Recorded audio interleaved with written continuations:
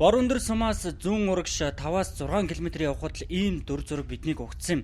За эд зүйлээ хайж гээчгээд бид нар ч яваа мэт харагдах энэ хоёр хүн шүрмэстэй улаан чулуу хайж түүж яваа нь юм а. Бор өндөр суманд сууршин амьдарч байгаа олон өрхийн аж төрж амьдрах санхүүгийн их усүр нь энэ шүрмэстэй улаан чулуу болжээ. За нутгийн иргэдтэй бид 16 цагийн үед таарсан тэд өглөөний 7 цагаас хойш ажиллаад л ийм л үр дүнтэй ажиллаж за тэдний цуглуулсан чулуу 10,000 төгрөг болох байх гэж ярьсан юм. Ойрд бол өнөөдрөөс гарч ирж байна. Энэ хуваарай л хүчт юм уу? Илбэг байдаг гэсэн нь урд нь. Урд нь бол бас давгүй л байдаг. Одоо бол ховор болчихсон юм шиг.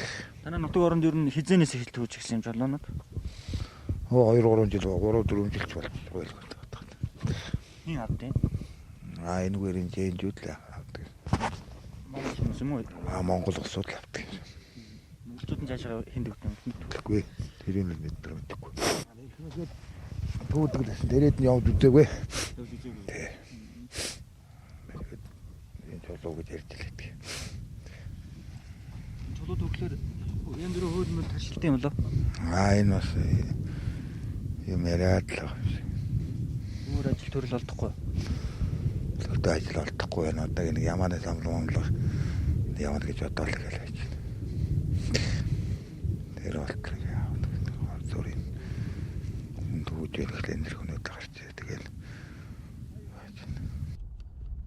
хуулиар хүлээн зөвшөөрөгдөхгүй ажил эрхэлж байгаа боловч хулгай хийж худал ярилгүй чулуу тун амьдрч буй эдгээр иргэдийг буруутгах нь хэд өрөөсгөл болох юм а. За бидний тоодгүй эдгээр чулуу хилийн цаана бол үнэт эрдэнэ болдог.